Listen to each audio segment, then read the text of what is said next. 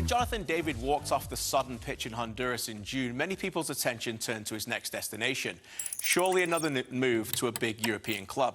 In fact, his next destination was far more important. That was rest. Jonathan David had played 116 games in the last 2 seasons and over 60 matches last season alone.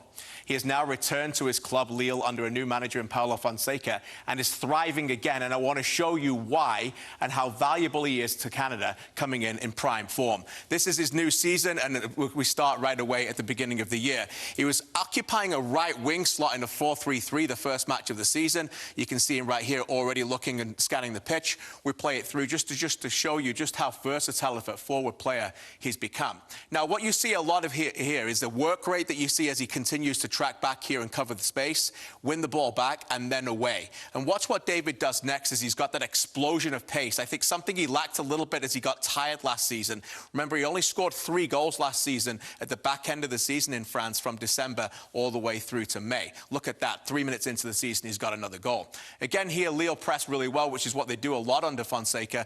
David, again, playing in the same position, same match. Just watch what happens next. A very easy, comfortable goal, but scanning the pitch and seeing where he is, again, the ability to put it in the back of the net, that's one of his great qualities.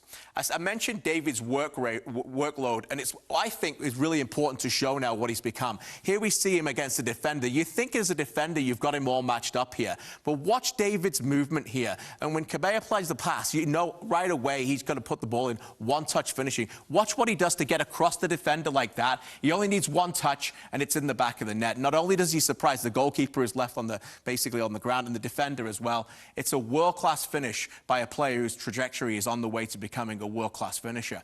Again, 4th goal of the season right away. We occupy the middle space. Watch how he runs into this area and how now he's got a trusting in his left foot. His left foot has improved immensely over the last couple of years in France. Watch his movement here to get into space and recognizing when he needs to pull the trigger. He's got one chance now, fire it, it's in the back of the net, across the goalkeeper as well. And this is another opportunity you can see right here. Here he is as the number 9. They've pulled the defender out, and now he's going to make this sensational run across into the channel and then delivers one of the best goals of the season so far in Ligue 1. Watch how he cuts in. He scans the pitch 3 times there, and bang, it's an explosion on his left foot. David's form is immense at the moment, and it's no coincidence for me that he had 2 months off after an incredible amount of games played last season. I bring in my next guest, who's also playing some immense football right now in Europe, Scott Arfield. Scotty, great to see you again. I want to ask you, first of all, what you think of JD, your former teammate with the national team, and also the benefit of these players playing high-level football in Europe the way you are, going into a Winter World Cup for the first time. Yeah, well, first of all, in terms of personality, JD is the man that you want up front. He's so enthusiastic. He's infectious with his personality around the squad, and he's so important for the team. On the pitch, he's exactly what you've just went in there. He is an explosive forward. He puts it in defensively. You know he's going to get you goals, and he's got that little 4 or 5 yards that are so hard for any defender to keep up with. If you noticed, every goal there was basically left to right. And he loves coming back into his left foot there. And as you said, his left foot's got so much better. And then in terms of, you need the consistency of playing football in any time. I think that the Qatar World Cup, for all the negative maybe that it's got in terms of human rights and stuff like that, everybody will be bang at it. You've only had 6 months of football. If you're playing it consistently, you should be going in there on the back of probably peak fitness rather than having it in June after a full season. So I think that everything is bodes well. We've got a numerous amount of players here playing in Europe, and I think that bodes well for this campaign and hopefully for a wonderful World Cup.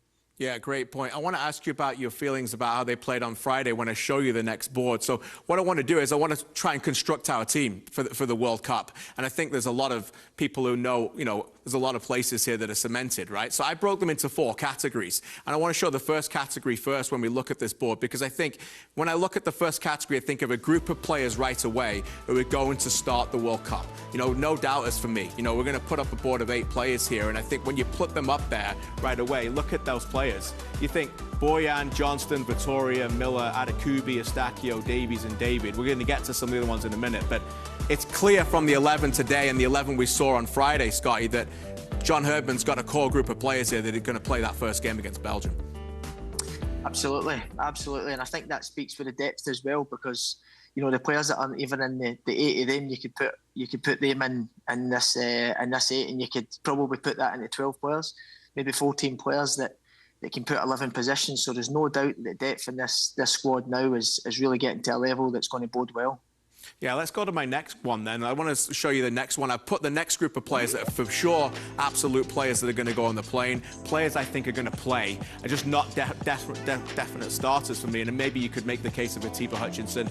But I've got Larea, Piet, Osorio, Kay, Atiba, Tejon, Larin and Hoylett. Now, obviously, of those players, 3 are going to start that first match. But, again, those are the players I think are going to play key minutes. No, Scott, when you go against the players like, Belgium and Croatia have got to offer, you've got to have the calibre of those players on the pitch rather than some of the depth players.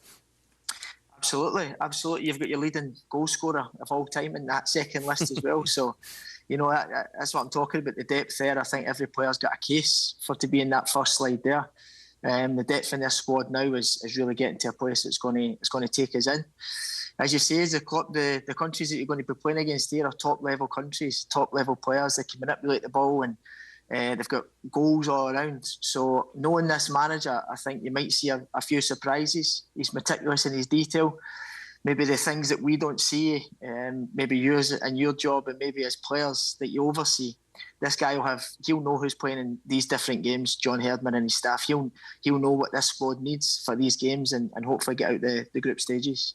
Yeah, great point. Now, Scott, when Spain won the World Cup, I never forget their manager, Vicente Del Bosque, said, when you put together a squad, you've got to take players who may not play, but are always going to provide something on a day-to-day basis. Not high-maintenance people, not players going to be knocking on your door every day going, why am I not playing?